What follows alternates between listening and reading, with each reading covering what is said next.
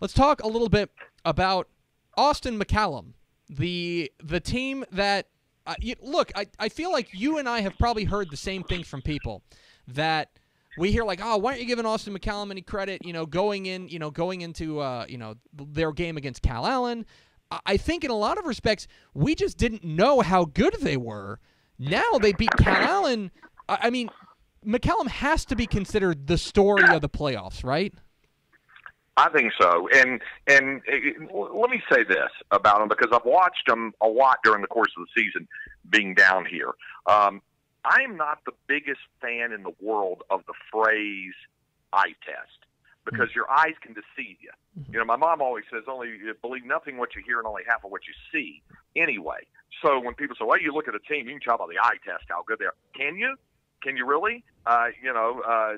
So maybe you can, and maybe it depends on who they're playing and all that other sort of stuff. I will say this.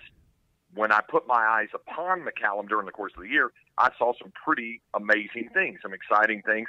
Saw what Max Perez was doing leading the attack, and Alex Julian, what he was doing from the ground game.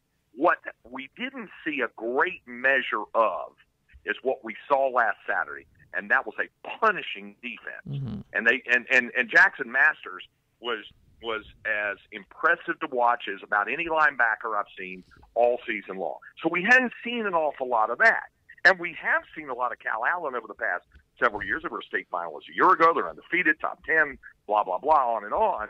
But what we hadn't seen was how McCallum would match up against a really good ground attack. Not only did they match up with him, they were driving people back. Masters had 18 tackles in the ball game, and almost every one of those stops was at or behind the line of scrimmage. He did a tremendous job. It was really remarkable, and now they draw College Station, and it's just incredible to think that McCallum is now two wins away from what would probably be, I mean, in my estimation, one of the most surprising state championships ever, and definitely in recent memory. They are what they've been doing, what Charles Taylor has been doing down there, just cannot go overstated.